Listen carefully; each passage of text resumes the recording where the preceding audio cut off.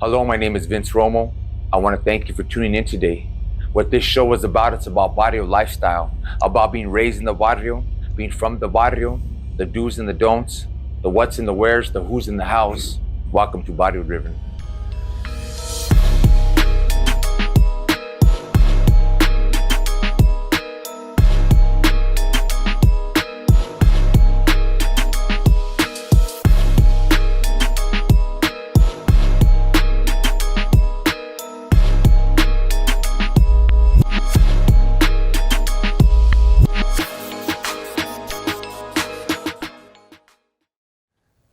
Hello, today I'm sitting down with Mr. Paul Banke. Paul Banke is a former WBC world champion. But before we get into his story, Paul, would you please give us a quick brief introduction? Hello guys, how you doing? First of all, thank you. Thank God I'm here today with my brother Vince. Big fan of yours. My name is Paul Banke. I lived all over California. Born and black, and raised in Azusa, California.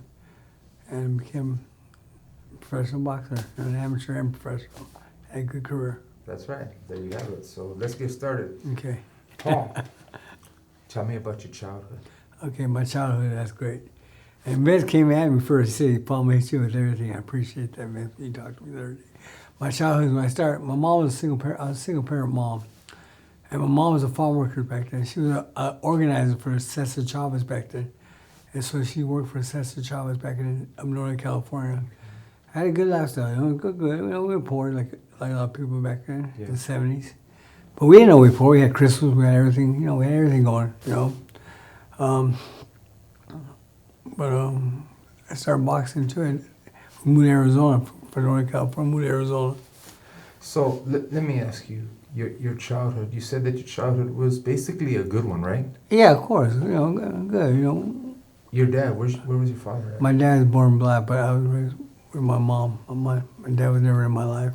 So your father was never in your life at all? No, I seen him here and there, I started talking to him the other day, we just talked. But no, he was never my mom and dad. How did it make you feel that your father wasn't around? Oh, that's a good question, because you know what, bro? It was natural. I was okay with it. I was raised that way.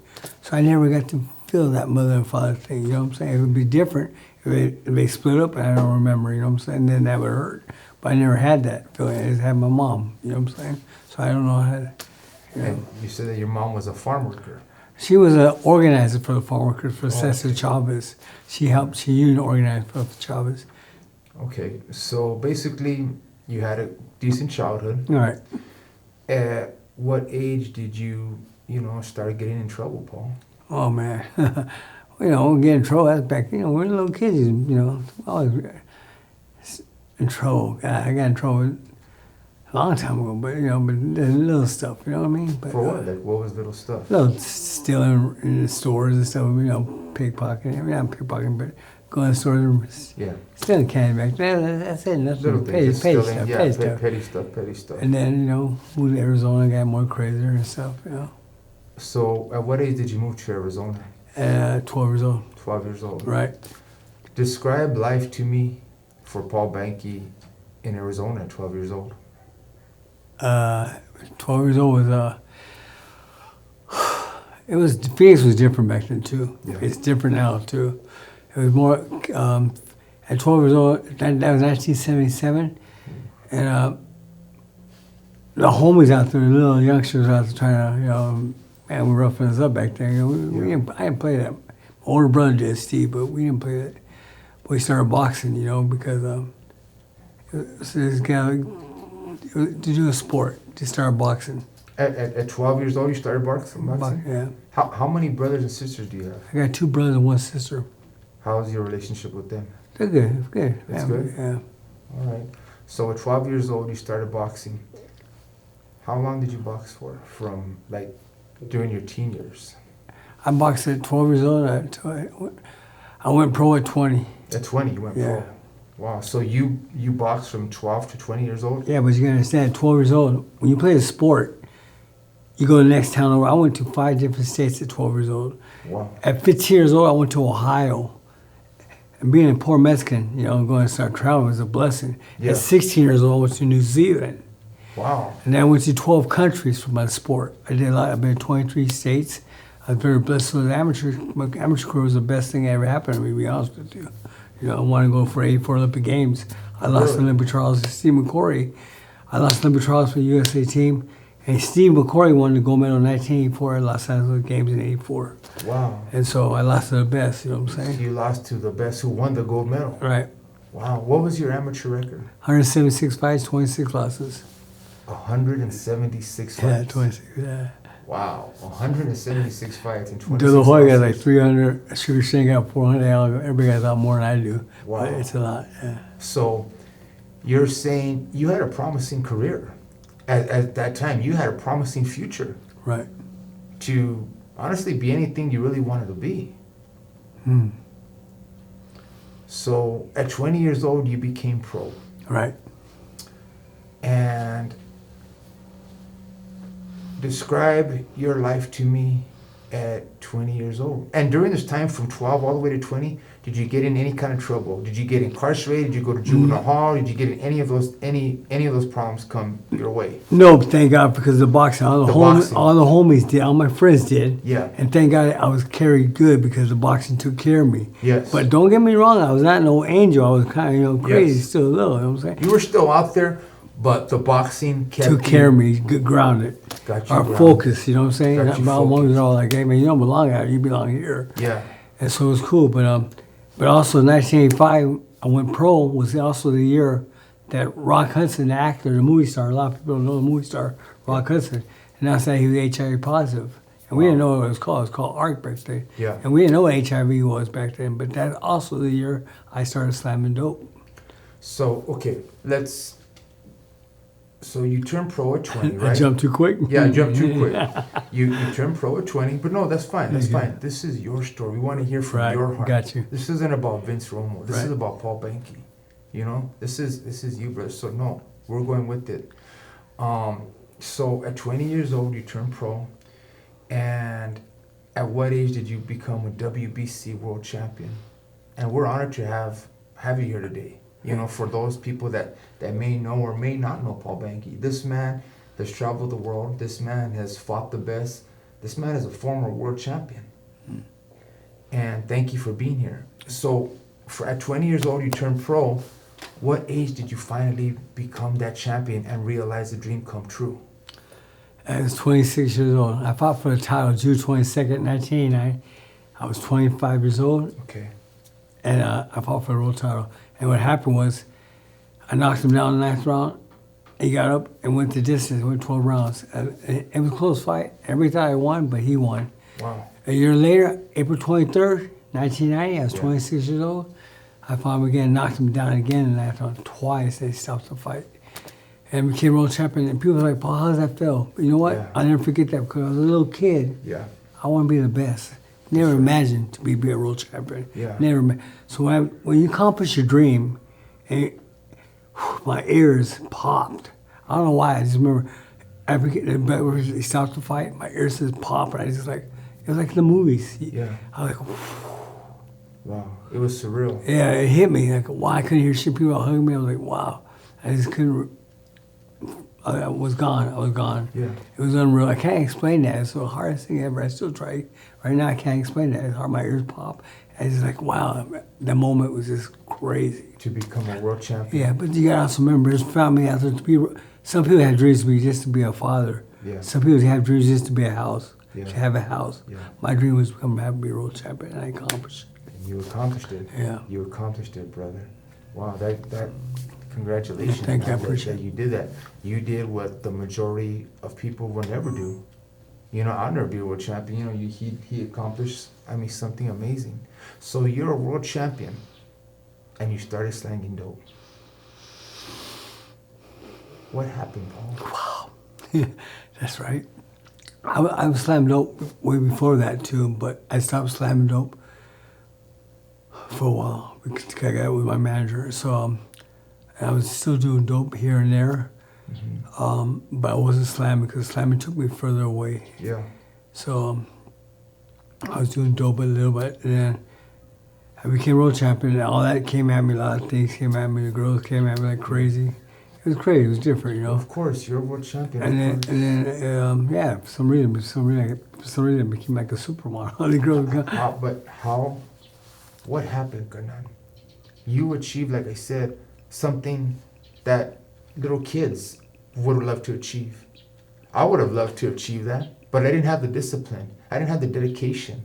Because I did a little bit of boxing. Boxing, if just to get in the ring, Right. it takes a lot of heart. Right.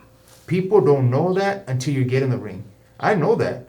You know what I'm saying? I've sparred with Carlos Bojorquez. Guy broke my rib. I sparred with Mauricio Herrera. I mean, so I know a little bit about fighting. It doesn't, you know what I'm saying? But I mean, just training leisurely. You know, it takes a lot of heart. You know, just to get in that ring. And you're a world champion. You started slanging dope, Garnan. You know, what happened? How did you get into that drug?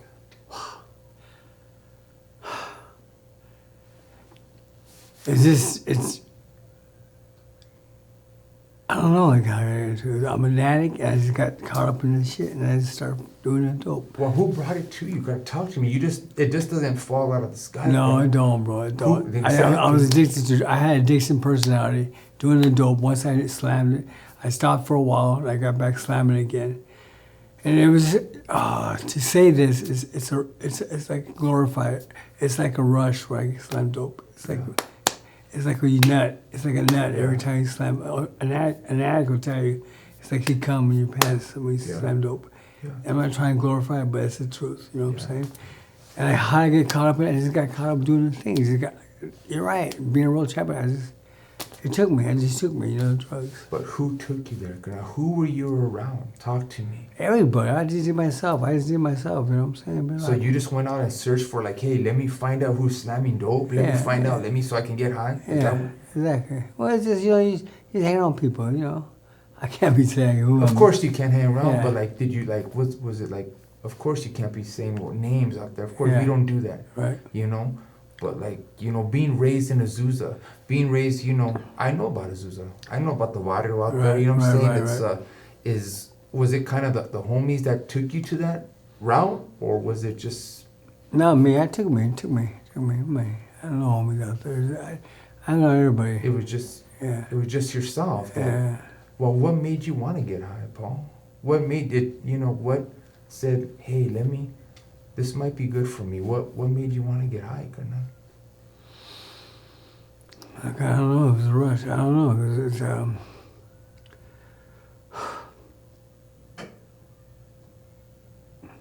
don't know. Do you regret doing that drug? Do I regret? Of course I regret. Of course I regret. But you know what? That also made me the person I am. But also, do I regret? Of course. I would have been probably boxing still back then, you know what I'm saying? Yeah. And they're making millions now, but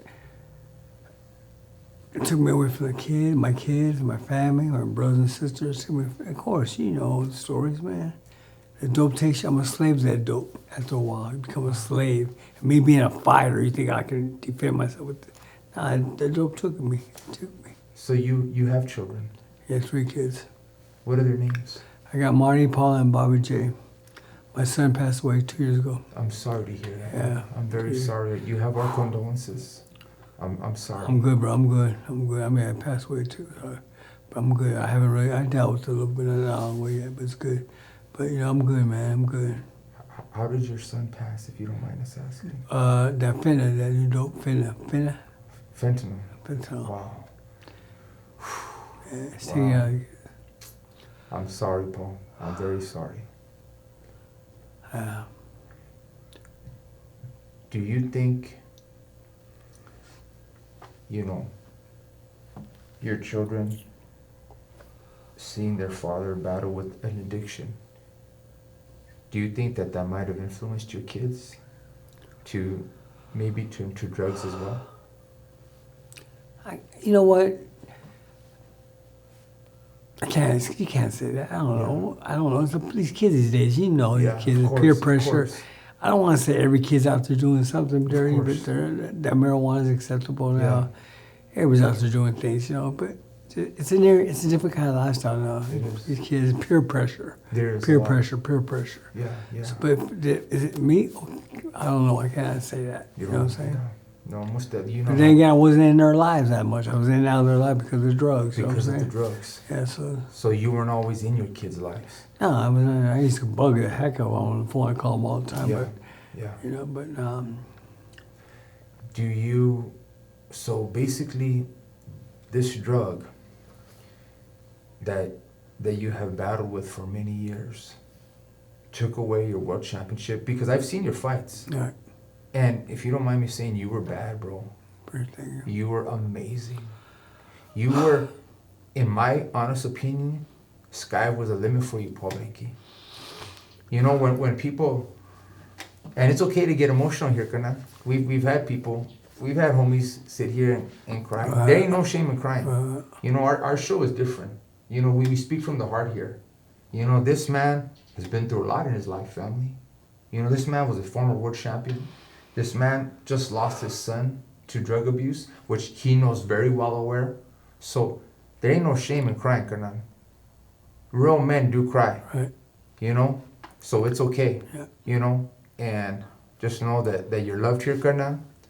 You know, we don't judge you because we're the last person to judge anyone. We're here to support you. We're just here to speak our hearts and share your story.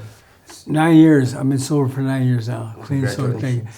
My son passed away 2 years ago. He was 7 years old. When he passed away, my boy came by and hit me up, and he told me that night. I told him, no, I'm ready to go to bed. No, I got something to tell you. I'm down the street. Don't come over to my house. I'm ready to go to bed. I'm down the street. Why are you down the street? I took my dogs to go pee real quick. And my boy Louis Valenzuela, when he came over, he grabbed me, he come in and looked at me. Yeah. And he gave me a look. I go, hang on. A look was like a scary look. Yeah. I put my dogs in the house and he told me, that my son passed away. And what happened when he told me, I still sometimes I get nightmares of it. You know, when he came over my house. Yeah. I'm glad my boy Louis did that. I haven't dealt with it yet, but went to the funeral. I took my brother. We were to go see the casket, my son. I had my 7-year chip in my hand. And we went to go see my casket with my brother, both brothers, and took my oldest son with me. And my oldest son didn't want to go. And so we went to the casket. And I told my son, Bobby, I'm sorry, son. I'm sorry that, I'm sorry that, I have your brother here. I have my uncles. It was tough, bro. It was tough. The hardest thing I ever did. It was tough. I'm okay with that, I'm saying, but my girlfriend tells me I need to get that out. It's hard for me to do it, to bring it up. I try to hide a lot of it. I don't want to carry it. Yeah. I need to open it up. This might help me, but I need to cover it still. Yeah. Because I can get it, You've experienced what I pray to God I never experienced. Having to bury a child. Because, we never know. Tomorrow's not promised to any of us. To me, to him, to any of us. And we don't know when we're going to die. All I can do is pray and hope that my children bury me.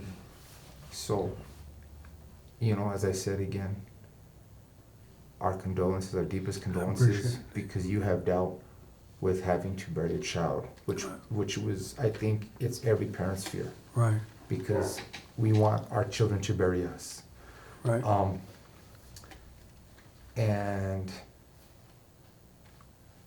because of this drug abuse, my brother, you've lost your relationship with your children. You lost a world title. Because it's safe to say, if it wasn't for this drug addiction that you battled with, Garnam, sky would have been the limit, Paul. Right. You could have, man, and I hate to hit you with this right now, especially with your sharing with, what your son, because I get emotional too. Hearing you speak, it hits me heavy. I have a heart, Garnam. And it's like, man, we're talking about your life, but that's what we're here for. So thank you again. So, because of this drug abuse, you've lost your relationship with your children. You lost your championship because there's no way that as you're dealing with this drug addiction, you're able to be trained, you're able to be in your right mind. And I saw the difference of when you weren't getting high, and I saw the difference of when you were trying to fight. Right. You were a totally different man. Right. And I was like, what happened? Right. What happened to Paul Banke? And you do know that everybody talks about you in Azusa. You're the pride of Azusa. Everybody's like, man, Paul. But when I've talked to people, they talk like this. They're like, oh yeah, Paul, man, it's like they're very proud, but they're also sad at the same time. Right. Because they're like, man, he had everything. Right. He had everything. Right. And you lost it because of battling addiction. Of course. Drugs did everything. Drugs did a lot. That's my whole life story. You're right. They're making $1 million and fighting now. Yeah. I lost my life. To be honest with you, man, took me out of the streets, lived in Vegas. I mean, the drugs took me all over. Bad thing, I did a lot of stupid shit with the drugs, stolen vehicles, jumping cars, and, So, this drug abuse cost you all this? Got homeless. Homeless. Exactly. Where are you at in life at this point where you're no longer fighting? You've lost everything, so you're living in the street, Paul? You're actually homeless? You became homeless? Yeah, I become... It's in my book, I got a book, it just came out, but what happened was, I was strung out in the streets in Vegas, and I was working construction for a while, and what happened was, separated from the kids, and I skipped out slamming dope out there, and what happened was, I lived on the streets, I haven't ate for 3 or 4 days, going on the 4th day the street. And my mom called. She got tired. My brother kept on sending me money. He got tired of sending me money because I was getting high with it. So I burned my bridges with the family. And mom said, go ahead, somebody for panhandle. I said, I can't panhandle. I want to stop me. I can't panhandle. So I went to Jack in the Box right by his Stratosphere. And I saw a guy carrying out a bag of food and putting it in the trash can, a big bin in Jack in the Box. I said, damn, I know there's probably food in it, but I can't jump in that trash because Vegas, in the summertime, people rush that all walk around the street. Yeah. So I went there about 9:30, I was around 9:30, and I said, man, I went back, kicked back in the corner, and I went back again, 10:30. Still a lot of people walking around. I said, damn, there's too many people walking. I can't go back there. 11:30, I went back in there, and I was like, less people walking around in the streets. I opened the people lid up, jumped in the trash can. I remind you, 5 years ago, I was world champion. 5 years ago, I was world champion. Oh, my God. I opened the bag up. I got this cheeseburger, a little kid's burger, and I was like, I'm sitting up there in the sun, I saw the moon. I'm sitting here and I go, man, I got one bite out of that kid's cheeseburger. I go, wow, one bite. I go, man, I came up.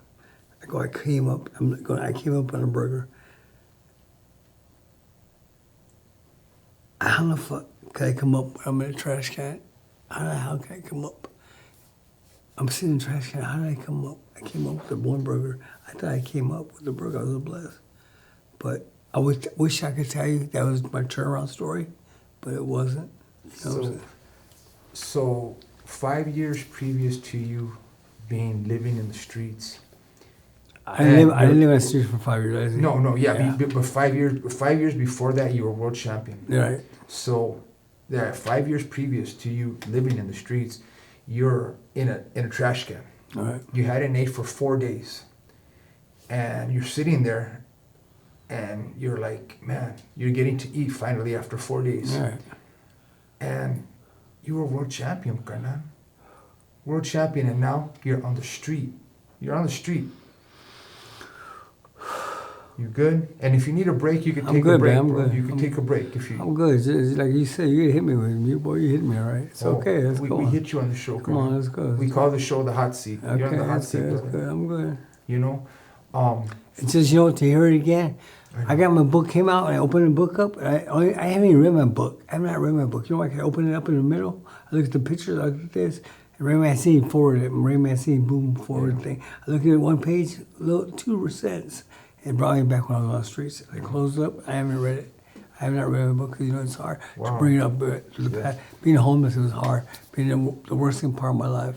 When you talk about this, it's cool. I'm okay with it, but it's different. I have not brought it up, but I need to share about it in my life. You do, Gana. Thank you for being here. So you're in the trash can. You're homeless now, and 5 years before that, you were world champion. What were the thoughts? Did you ever think at that time, like, man, what am I doing? What am I doing? You know that you're not talking to your kids. Your family has basically walked away from you because they're tired. You're telling me that they're sending you money all the time. Burn bridges. And you're out there, you have nothing. You're a world champion. Right. Just because you're no longer a world champion, you're a world champion. You're a world champion right now. You're still a world champion. You became world champion. And you gave it all for, what was the drug that you were about? Was it heroin? Crystal meth. Crystal meth. You gave it up for meth. For meth. See, this is what this drug does to you.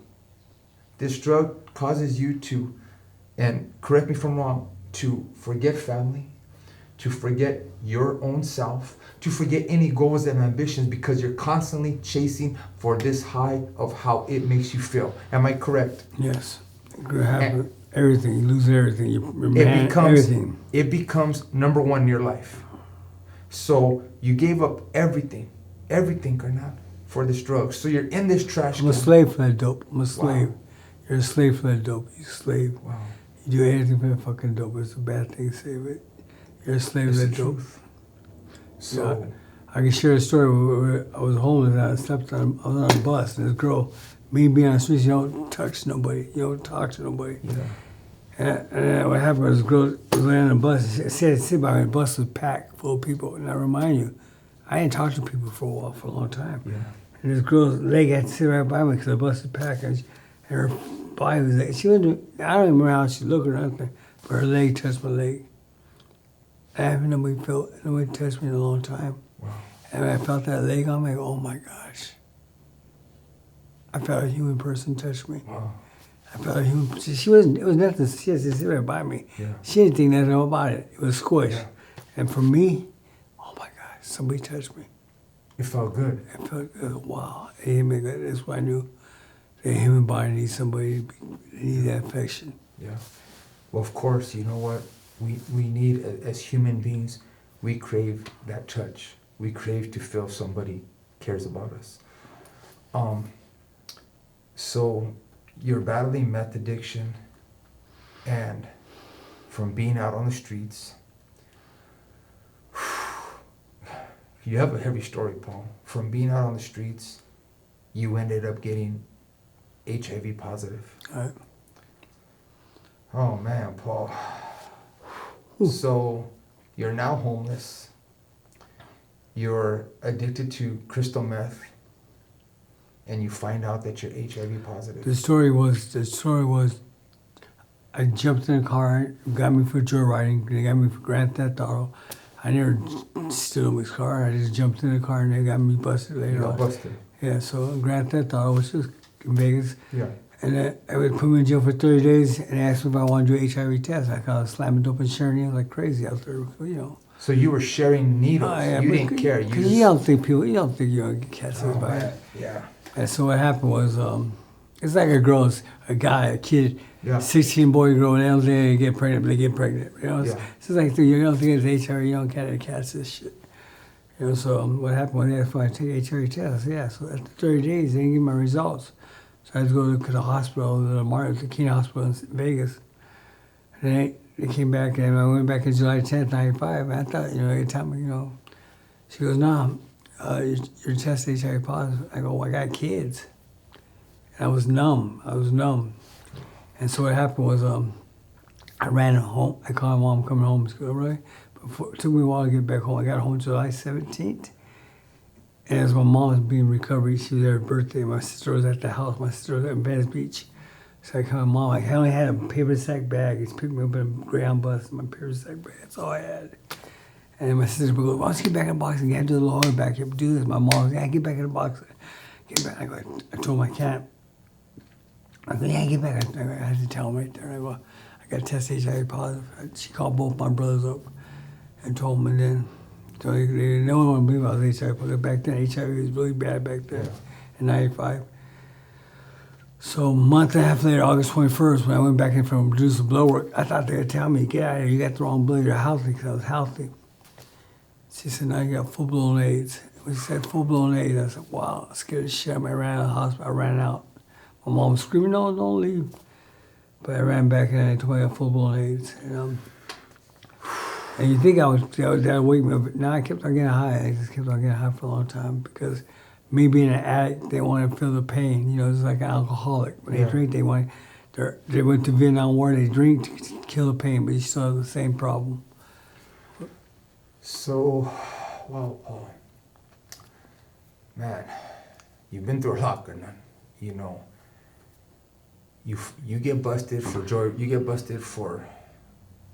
joyriding in a car, Grand Theft Auto, GTA, and as you're incarcerated, you take an HIV test, comes out positive. I got kicked out of jail. When I was in jail, they wanted me to go back to the public defender. Said, Paul, you get 3 years in prison. I thought, well, you know what? It's about time for me to go to prison. All my homies did prison. Yeah. It's about time for me. But when they told me I was HIV positive, I ran back home, right? And I told my mom. So back then, the HIV, AIDS was really bad, 95. And so what happened was, I had full-blown AIDS. And you had full-blown AIDS. Yeah. Then they released me. The jails didn't want me because they didn't want, I was on death row already. They didn't want the big medical bill. Wow. So they let me go. They don't do that now. They don't do that now because of Medicaid. Yeah. But back then they was like, no, we let him go. They let you go. So, I went to Victor Alvarez for a minute, but then they let me go because I had full-blown AIDS. Boom. So you were facing, you said that they were going to give you 3 years? Yeah. What were they giving you 3 years for? For Grand Theft Auto. For the Grand Theft Auto. Yeah. Okay, so they were going to give you 3 years. I did a year and a half. Yeah. So you did a year and a half? I would have done. Oh, you did a year and a half. And they released you because you had full-blown AIDS. They were going to let me go.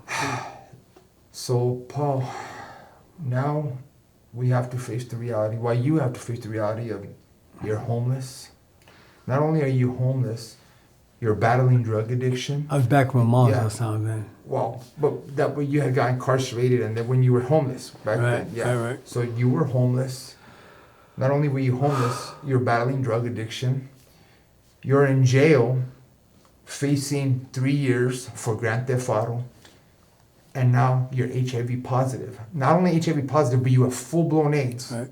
So the jail system, the court said that they just were like, you know what, let's just get this guy out of here. Remember, this is not now. This is not, they don't have the medications, they don't have, we're in 2023, and this is back in 1995. The first American boxer, first world champion boxer, first American world boxer. That got the first one was Jesus, the one where Roberto Duran fought. Yeah. The third one was Tommy Morrison. Rest in peace, Tommy Morrison. Tommy Morrison. And now you have full-blown AIDS. How are you feeling, Ghana? What is going on in here? What's going on in the heart of Paul Banke, knowing that where you're at in life right now, brother? Did it ever come to you like, man, I'm throwing my life away. I'm throwing all my dreams. I'm home, what's going on in here, Ghana? You know what, Vince, when you say it like that, back then, in 1995, I was scared. I don't blame you, Ghana. I was scared in 95 because I thought, people, they thought we had died. My mom's house, and my kids were babies back then.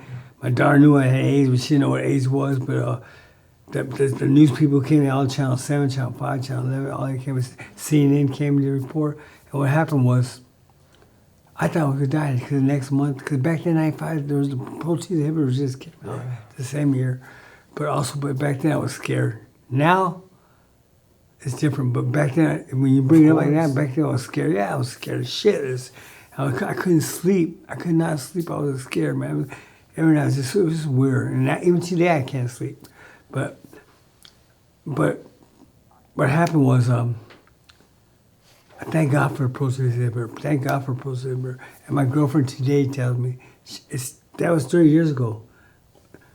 Madison Johnson and Grady Gaines and me wrote champions, they got this virus and we're still around because they're supposed to be.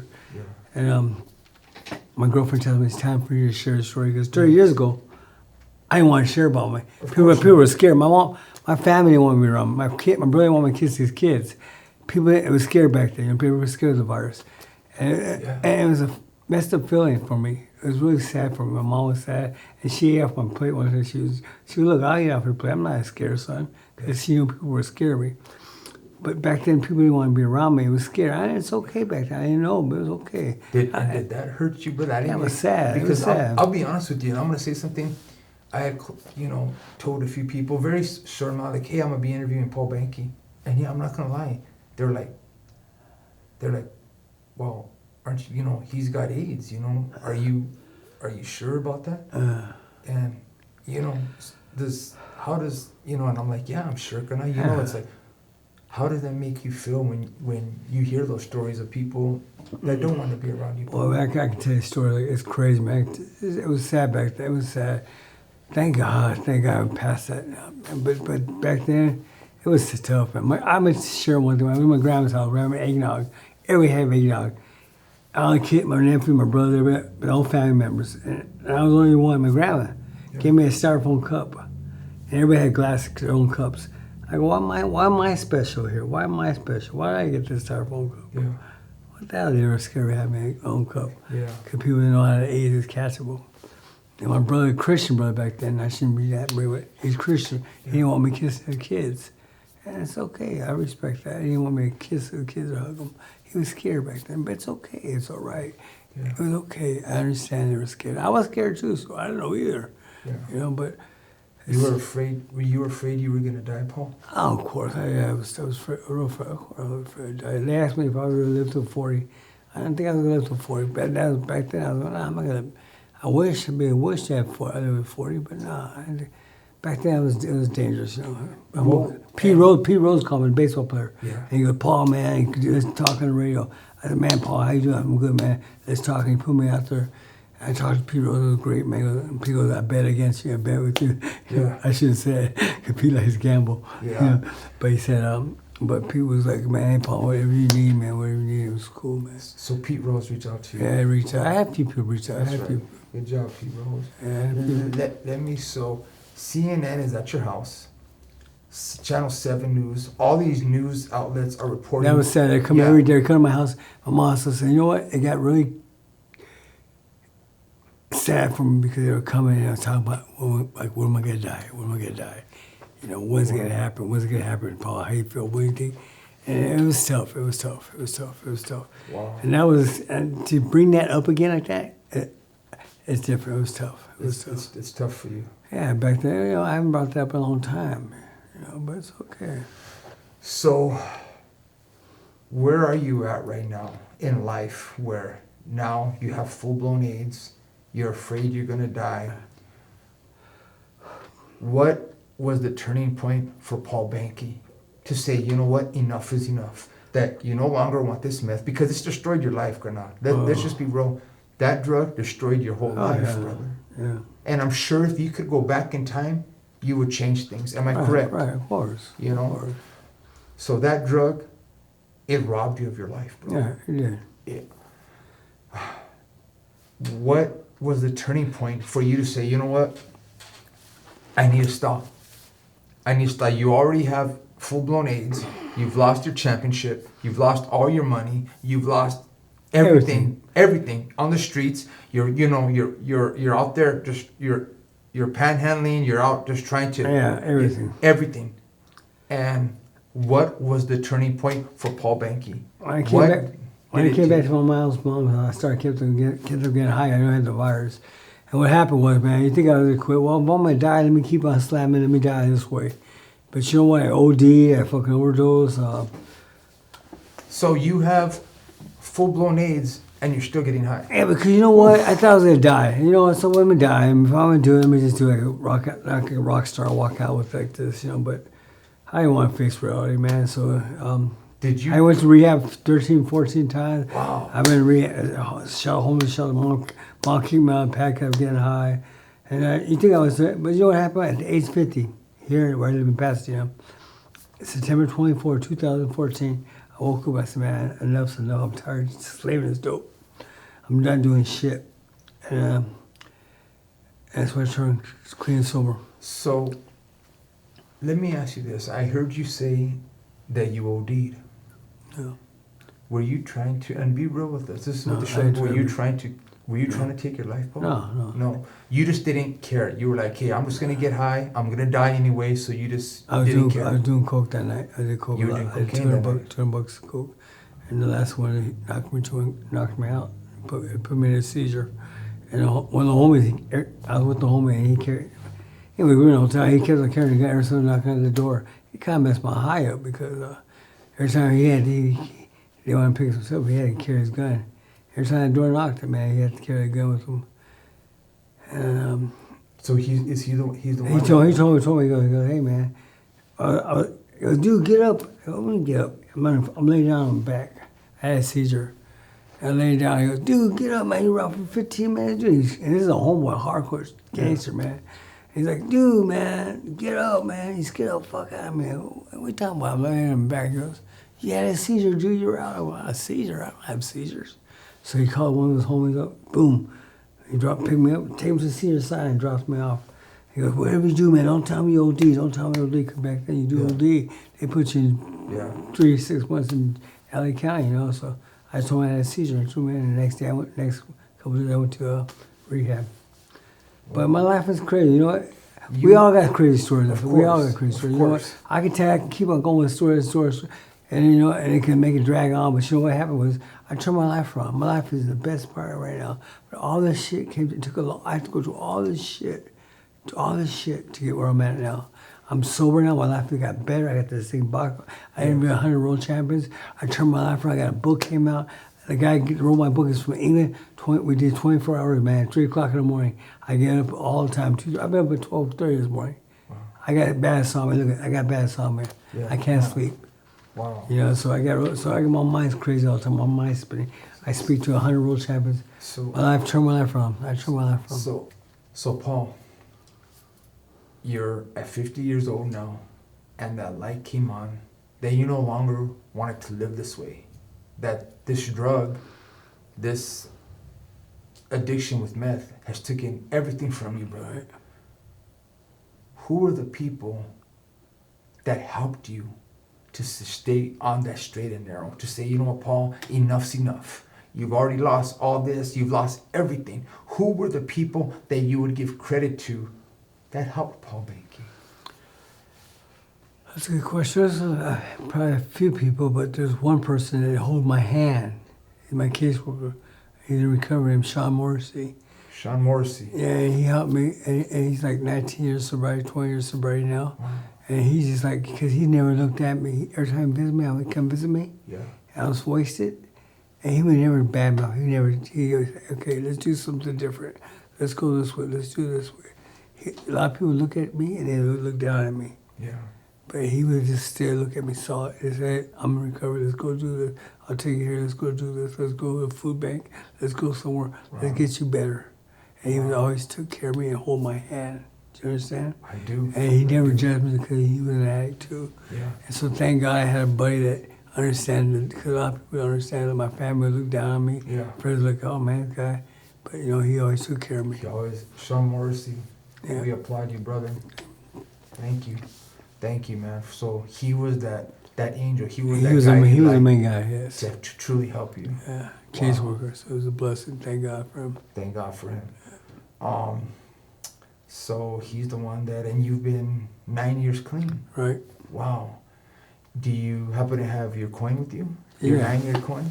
Yeah, my 9-year coin. I always carry with me. Well, I carry with me. Wow. 9 years is a blessing. 9 very years. Proud, very proud of it. Wow, yeah. This is. It's like winning a world title for me. I lost it. I lost. This is your new world title. This is my new life. You know, I got a documentary coming out. Out from you met Jose. Yeah. We gotta give a shout to Jose. We gotta get a documentary. But he might spent 2 lives in one lifetime. My story. I had 2 lives in one lifetime story. You know what I'm saying? Wow. Because I turned my life around. At 50 years old, the light finally went on. Yeah, I'm 59 now. You're 59 now. Look at how good God is. And God, Congratulations. I only for supposed to being be living. 59. I was supposed to make it. I was 30 years old. I didn't think I was gonna make it. I didn't think I was gonna make it the next week, next month. And look at where you're at. And I'm here. I'm here You're with Vince. sitting here- I'm here with Vince Romo. Now the pleasure is mine, Carnal. The pleasure is mine, brother. You know, so at 50 years old, that light finally went on. What made that light go on? Where did you, like, say, talk to me, what made that light go on for Paul Banke to say, enough is enough? Well, I gotta be honest with you. What scared me coming back, because I lost my mind for 4 days. Ooh. And so when I lost my mind, that never ever happened to me. I said, man, I was scared. Mario remember that. And I lost my mind for like 4 days, and I was scared as shit. And I said, man, I'm gonna stop. What happened for those 4 days? I was just thinking people would come and break my house. I thought people, the FBI would watch my phone. I was just tripping, man. I never tripped like this before in my life. I just had people come up to me and tell me that they got people following me. Get out of your weak ass mother. Yeah. But then until I lost my mind for 4 days, scared the shit out of me. And I woke up, I went to AA meeting in the morning, and I woke up and said, I don't want no more. You don't want no more. I can't say, but somebody else was in there, another boxer, world champion. Wow. We can't say, I'll tell you later. Yeah. So you've been clean now for 9 years. 9 years. Best thing I ever took it over. Thank you, bro. Congratulations, Thank you, Carnal. bro. Thank you. Congratulations. Best thing brother. that happened to me. Best thing besides my having kids and world champion. Wow. So you've been clean now for 9 years. And Undetectable too. undetectable. HIV undetectable. Maybe So you're HIV undetectable right Yeah. now as well. Yeah. My Congratulations. girlfriend is, she does homework. She did. She goes to see the doctor with me. She's good people. And people are actually going to tell me that there isn't a God. Look at what this man is now. This man went from being a world champion, had the world, Strong guy. lost it all, became homeless, living on the streets, still getting high, got incarcerated, became HIV positive, became full-blown AIDS, lost everything, OD'd, almost lost his life. And now in 2023... At 50 years old, you can't do it. At 2023, he is undetectable, correct? Right. HIV undetectable. Not only is he HIV undetectable, he's also been clean for 9 years. So there is a God. And I share Because he has helped you. I got boxing. I interview kids. You train support, boxers now, right? I support kids. I just got back from Idaho. I'm going to Texas. I'm doing things. I'm giving back to the kids now. That was given to me. Now it's time for me to turn To give back. Now it's time to give it back to me because I'm 59. You know what? Well, I can't go home and die with this. Let me give it back to these kids. Of course not. And now I'm interviewing these people, the kids, and providing. Wow. I even had a Holy Faith man. I interviewed a lot of world champion boxers, you know. So you're training young kids now. I hear it there. I see you. I see you on your social media platforms, and we'll give them all out too. That I see you training these young kids. I see you going to like boxing conventions and all these things, you know, and you're giving back. How does that make you feel now today, that you're actually able to give back what God gave you, what you worked hard for, to become a world champion boxer, you know, to know that you're able to pass these on to these young people? How does it make you feel, kind of? Wow, bro. You know what? For bringing all this up again, Mm-hmm. which I need to, I haven't done in a long time, Yeah. and now for what I'm doing now, man, it's amazing. Yeah, it is. It's amazing. From what I was doing, strung out. And at 50 years old, when you guys doing dope for 50 years old, they can give him up. Maybe 20 years old, you can change him. Maybe 30 years old, maybe 40. Yeah. But at 50, he's stuck with it. He's not going to get changed around. Yeah. I turned my life around. And now when I'm doing things, positive things, like you say, I'm doing good things and doing from the past. It's amazing, man. It's a blessing, man. It's God right there. It got to be God, bro, because it's not me. Yeah, it's not you. It's not me, it's God. And then my people around me, I got a lot of good people around me, you know what I'm saying? That's right. I got you around me too, bro. I watch your stuff all the time. Thank you, Every brother. time I jump on it, you always give me, hey, world champion Paul Banke. I appreciate it, man. Thank you, brother. All the time. No, brother. And I always see you give a shout out to your homies and the whole Yeah, world.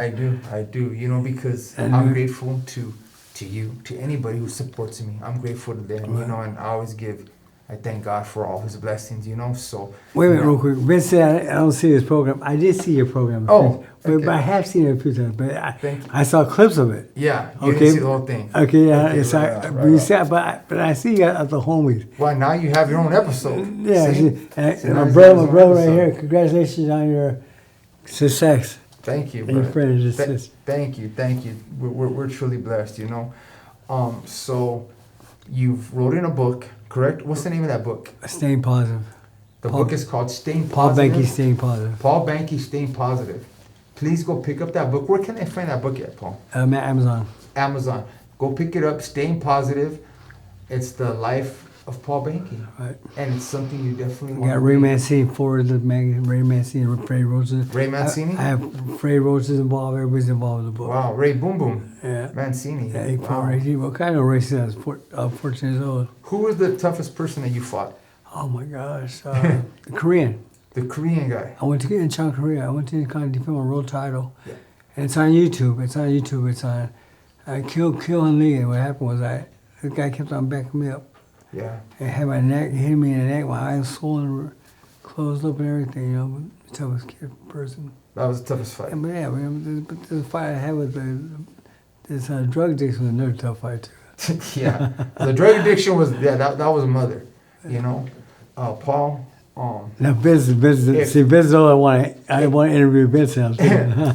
if there was any Wait, department... we go. Vince called me up with Paul, I want to come interview. I said, Vince, you know I do interviews. But he goes, no, I want to interview you. Exactly.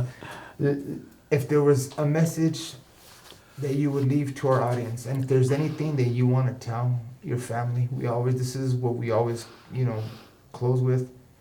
If there's anything you want to tell your children before we do our departing words, your family. I'm just blessed to tell my kids, my oldest son Marty, my daughter Paula, my grandkids. I'm blessed to be here.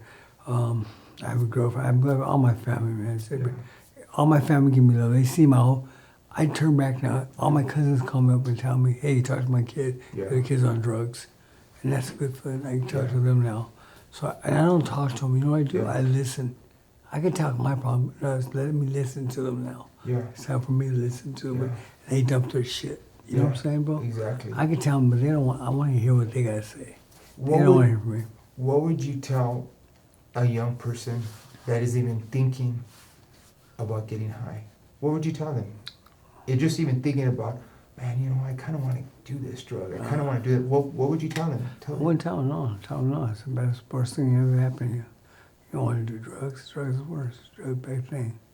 You don't want to do drugs. You know, these kids know what's up, man. Yeah, there's no drugs out there. Bad. So you have a documentary of your life coming out. Right. Wow. We're almost done with this. After Roseanne Morale, Blood, Guts, and Glory. It's I called was Blood, fir- Guts, and Gory? One- Glory, go. No, Glory. that's the people that produce it. Yeah. But my life is 2 lives and 1 lifetime story. I had 2 lives and 1 life. Is that the name of the documentary? Yeah. 2 lives and 1 lifetime story? Yeah. How is it? Yeah. Well, because I had 2 life stories in 1 lifetime. Oh, 2 Yeah. life stories in 1 lifetime. Yeah. Please check that out. 2 life stories in 1 lifetime. We're almost at the end of it, so it's gonna be a great story. We went to New York a handful of times. We're doing a lot of work, so it's a blessing. I thank them too. You know. Wow. Make sure you guys check that out, familia, and Thank you, support bro. Paul Thank and everything that he does. Thank you. And also, you know what? Give your social media. What is your social media? Oh, I got Paul Banke. Just Paul Banke? Yeah, Facebook and Paul Banke. Paul Banke. Banke. I'm glad you met my girl Marty. Oh, yeah. Shout out to Marty. Shout Thank out God to for you. technology. I can video cam Vince. We talk. That's right. And That's I right. gotta give love to Vince because Vince. I'm a big fan of Vince. Thank you. I met Vince probably about 9 years ago, 8 years Yeah. ago, when he did the Mundo. The Mundo premiere. And I was out there, and a lot of people. Yeah, there was a lot of A people. lot of people. Yeah. It was dinner afterwards and everything. Yeah, right? there was a lot, yeah. A lot of dinner, so it was cool. JC, remember JC? Yeah, I do. I remember JC. Shout out to you, JC. Where is he at? I don't know. I Simple. don't know where he's at, you know? But you know what, Paul? You remember JC? Yeah. I do. I am very proud of you. Thank you, bro. You've come a long way, Thank you. you know, to be honestly in the depths of hell Mm. and to rise up from the ashes, man. We applaud you here. Thank you. You know, us at Barrio Driven, we all applaud you, and we are honored to have you. Thank you. Continue doing good, I champ. appreciate it. We love you. We thank God for you. And you know what? Again, thank you, bro. Thank you. Thank you. This is Paul Banke. Thanks. This is Barrio Driven. Ladies and gentlemen, presenting the challenger and former bantamweight champion of the world, the real Paul Banke.